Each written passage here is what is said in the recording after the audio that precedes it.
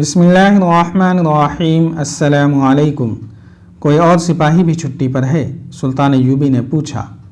2 اور ہیں۔ کیا وہ ان کے ساتھ چھٹی پر گئے تھے؟ اکٹھے گئے تھے، کماندار نے جواب دیا، اور ایک ایسا انکشاف کیا جس نے سب کو چونکا دیا۔ اس نے کہا، یہ سوڈان کے قبیلے سے تعلق رکھتے ہیں جو خونخواری میں مشہور ہے۔ ان میں فرعونوں کے وقت کی کچھ رسمیں چلی آ رہی ہیں۔ یہ قبیلہ ہر 3 سال بعد ایک جشن مناتا ہے۔ یہ ایک میلہ ہوتا ہے جو 3 دن اور 3 راتیں رہتا ہے۔ دن ایسا مقرر کرتے ہیں کہ چوتھی رات چاند پورا ہوتا ہے۔ میلے میں وہ لوگ بھی جاتے ہیں جن کا اس قبیلے کے ساتھ کوئی تعلق نہیں ہوتا، وہ صرف عیاشی کے لیے جاتے ہیں۔ میلے میں لڑکیوں کی خرید و فروخت کے لیے باقاعدہ منڈی لگتی ہے۔ اس میلے سے 1 ماہ پہلے ہی ارد گرد بلکہ قاہرہ تک کے لوگ جن کی بیٹیاں جوان ہو گئی ہیں ہوشیار اور چوکس ہو جاتے ہیں۔ وہ لڑکیوں کو باہر نہیں جانے دیتے۔ ان دنوں خانہ بدوش بھی اس علاقے سے دور چلے جاتے ہیں۔ لڑکیاں اغوا ہوتی ہیں اور اس میلے میں فروخت ہو جاتی ہیں۔ یہ چاروں سوڈانی اسی میلے کے لیے چھٹی پر گئے تھے۔ میلہ 3 روز بعد شروع ہو رہا ہے۔ کیا ان کے متعلق یہ کہا جا سکتا ہے کہ خلیفہ کے حرم کی لڑکی انہوں نے اغوا کی ہوگی؟ علی بن سفیان نے پوچھا۔ میں یقین سے نہیں کہہ سکتا، کماندار نے جواب دیا۔ یہ کہہ سکتا ہوں کہ ان دنوں میں اس قبیلے کے لوگ جان کا خطرہ مول لے کر بھی لڑکیاں اغوا کرنے کی کوشش کرتے ہیں، اور یہ خونخوار اتنے ہیں کہ اگر کسی لڑکی کے وارث میلے میں چلے جائیں اور اپنی لڑکی لینے کی کوشش کریں تو انہیں قتل کر دیا جاتا ہے۔ لڑکیوں کے گاہکوں میں مصر کے امیر، وزیر اور حاکم بھی ہوتے ہیں۔ میلے میں ایسے قہوہ خانے بھی کھل جاتے ہیں جہاں جوا، شراب اور عورت کے شیدائی دولت لٹاتے ہیں۔ اس جشن کے آخری رات بڑی پراسرار ہوتی ہے۔ کسی خفیہ جگہ ایک نوجوان اور غیر معمولی طور پر حسین لڑکی کو قربان کیا جاتا ہے۔ یہ کسی کو بھی معلوم نہیں کہ لڑکی کو کہاں اور کس طرح قربان کیا جاتا ہے۔ یہ کام ان کا ایک مذہبی پیشوا، جسے حبشی خدا بھی کہتے ہیں، کرتا ہے۔ اس کے ساتھ بہت تھوڑے سے خاص آدمی اور 4-5 لڑکیاں ہوتی ہیں۔ لوگوں کو لڑکی کا کٹا ہوا سر اور خون دکھایا جاتا ہے، جسے دیکھ کر یہ قبیلہ پاگلوں کی طرح ناچتا اور شراب پیتا ہے۔ خلیفہ نے محافظ دستے کے ناک میں دم کر رکھا تھا۔ تمام تر محافظ دستہ دھوپ میں کھڑا تھا۔ سورج غروب ہونے میں کچھ دیر باقی تھی۔ اس دستے کو صبح کھڑا کیا گیا تھا۔ کمانداروں اور عہدیداروں کو بھی کھانے کی اجازت دی گئی تھی، نہ پانی پینے کی۔ رجب بار بار آتا اور اعلان کرتا تھا کہ لڑکی محافظوں کی مدد کے بغیر اغوا نہیں کی جا سکتی تھی۔ جس کسی نے اغوا میں مدد دی ہے وہ سامنے آ جائے، ورنہ تمہیں یہیں بھوکا اور پیاسا مار دیا جائے گا۔ اگر لڑکی خود باہر گئی ہوتی تو تم میں سے کسی نہ کسی نے ضرور دیکھی ہوتی۔ ان دھمکیوں کا کچھ اثر نہیں ہو رہا تھا۔ سب کہتے تھے کہ وہ بے گناہ ہیں۔ خلیفہ رجب کو ٹکنے نہیں دے رہا تھا۔ اس نے رجب سے کہا تھا، مجھے لڑکی کا افسوس نہیں، پریشانی یہ ہے کہ جو اتنے کڑے پہرے سے لڑکی کو اغوا کر سکتے ہیں وہ مجھے بھی قتل کر سکتے ہیں۔ مجھے یہ ثبوت چاہیے کہ لڑکی کو صلاح الدین ایوبی نے اغوا کرایا ہے۔ رجب نے ہی اغوا کا بہتان سلطان ایوبی کے سر تھوپا تھا، مگر خلیفہ اس سے کہہ رہا تھا کہ ثبوت لاؤ۔ رجب ثبوت کہاں سے لاتا؟ اس کی جان پر بن گئی تھی۔ وہ ایک بار پھر محافظ دستے کے سامنے گیا۔ غصے سے وہ باولا ہوا جا رہا تھا۔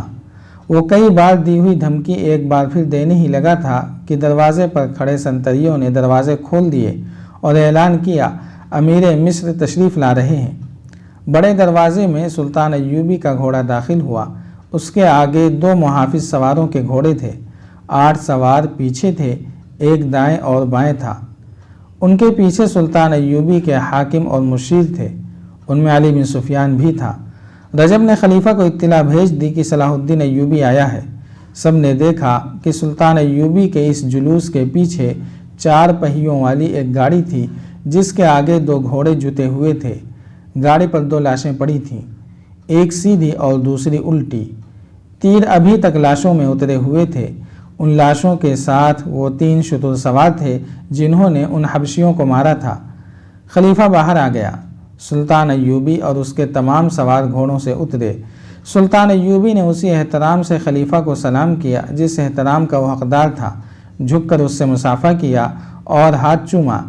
مجھے آپ کا پیغام مل گیا تھا کہ میں آپ کے حرم کی لڑکی واپس کر دوں۔ سلطان ایوبی نے کہا، میں آپ کے 2 محافظوں کی لاشیں لایا ہوں، یہ لاشیں مجھے بے گناہ ثابت کر دیں گی، اور میں حضور اقدس میں یہ گزارش کرنا ضروری سمجھتا ہوں کہ صلاح الدین ایوبی آپ کی فوج کا سپاہی نہیں ہے، جس خلافت کی آپ نمائندگی کر رہے ہیں وہ اس کا بھیجا ہوا ہے۔ خلیفہ نے صلاح الدین ایوبی کے تیور بھانپ لیے۔ اس فاطمی خلیفہ کا ضمیر گناہوں کے بوجھ سے کرا رہا تھا۔ وہ سلطان ایوبی کی بادواب اور پرجلال شخصیت کا سامنا کرنے کے قابل نہیں تھا۔ اس نے سلطان ایوبی کے کندھے پر ہاتھ رکھ کر کہا، میں تمہیں اپنے بیٹوں سے زیادہ عزیز سمجھتا ہوں۔ صلاح الدین ایوبی، اندر آؤ، میری حیثیت ابھی ملزم کی ہے۔ سلطان ایوبی نے کہا، مجھے ابھی صفائی پیش کرنی ہے کہ میں اغوا کا ملزم نہیں ہوں۔ خدائے ذوالجلال نے میری مدد فرمائی ہے اور 2 لاشیں بھیجی ہیں۔ یہ لاشیں بولیں گی نہیں، ان کی خاموشی اور ان میں اترے ہوئے تیر گواہی دیں گے کہ صلاح الدین ایوبی اس جرم کا مجرم نہیں ہے جو قصر خلافت میں سرزد ہوا ہے۔ میں جب تک اپنے آپ کو بے گناہ ثابت نہ کر لوں گا اندر نہیں جاؤں گا۔ وہ لاشوں کی طرف چل پڑا۔ خلیفہ کھنچا ہوا اس کے پیچھے پیچھے گیا۔ تھوڑی دور 400-450 نفری کا محافظ دستہ کھڑا تھا۔ سلطان ایوبی نے لاشیں اٹھوا کر اس دستے کے سامنے رکھ دیں اور بلند آواز سے کہا، 8 سپاہی آگے آؤ اور لاشوں کو دیکھ کر بتاؤ کہ یہ کون ہیں۔ پہلے کماندار اور عہدیدار آئے۔ انہوں نے لاشیں دیکھ کر ان کے نام بتائے اور کہا، یہ ہمارے دستے کے سپاہی تھے۔ ان کے بعد 8 سپاہی آئے۔ انہوں نے بھی لاشوں کو دیکھ کر کہا کہ یہ ان کے ساتھی تھے۔ 8 اور سپاہی آئے، پھر 8 اور آئے۔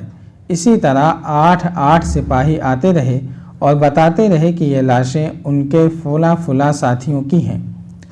صلاح الدین ایوبی، خلیفہ نے کہا، میں نے مان لیا ہے کہ یہ لاشیں قصر خلافت کے 2 محافظوں کی ہیں۔ میں اس سے آگے سننا چاہتا ہوں کہ انہیں کس نے ہلاک کیا ہے۔ صلاح الدین ایوبی نے اس گشتی سنتری سے جس نے انہیں ہلاک کیا تھا کہا کہ اپنا بیان دہرائے۔ اس نے سارا واقعہ خلیفہ کو سنا دیا۔ وہ ختم کر چکا تو سلطان ایوبی نے خلیفہ سے کہا، لڑکی میرے پاس نہیں لائی گئی، وہ سوڈانی حبشیوں کے میلے میں فروخت ہونے کے لیے گئی ہے۔ خلیفہ کھسیانا ہوا جا رہا تھا۔ اس نے سلطان ایوبی سے کہا کہ وہ اندر چلے۔ سلطان ایوبی نے اندر جانے سے انکار کر دیا اور کہا، میں اس لڑکی کو زندہ یا مردہ برآمد کر کے آپ کے حضور حاضری دوں گا۔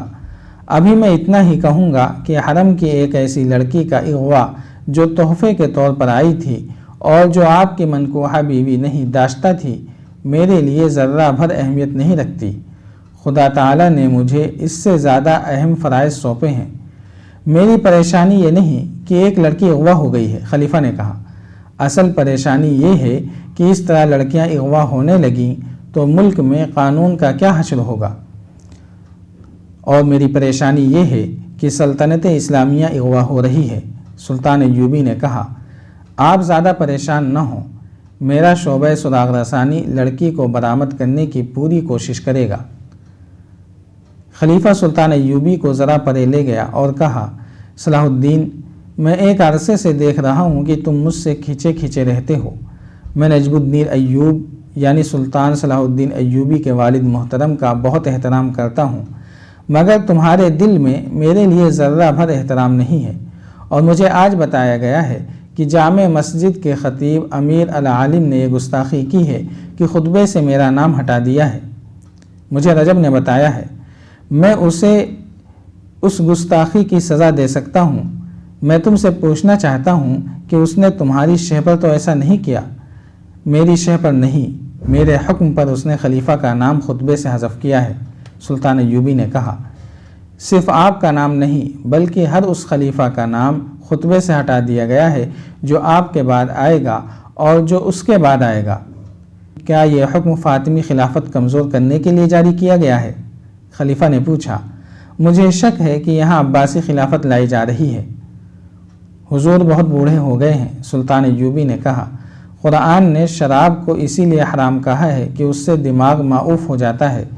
سلطان نے ذرا سوچ کر کہا، میں نے فیصلہ کیا ہے کہ کل سے آپ کے محافظ دستے میں رد و بدل ہوگا اور رجب کو میں واپس لے کر آپ کو نیا کماندار دوں گا، لیکن میں رجب کو یہاں رکھنا چاہتا ہوں۔ خلیفہ نے کہا، میں حضور سے درخواست کرتا ہوں کہ فوجی معاملات میں دخل دینے کی کوشش نہ کریں۔ سلطان ایوبی نے کہا اور علی بن سفیان کی طرف متوجہ ہوا جو 5 حبشی محافظوں کو ساتھ لیے آ رہا تھا۔ جاری ہے۔ اگر آپ کو یہ قسط وار سلسلہ پسند آ رہا ہے تو لائک، شیئر اور کمنٹ کے ذریعے ہماری حوصلہ افزائی کریں۔ جزاک اللہ خیرا۔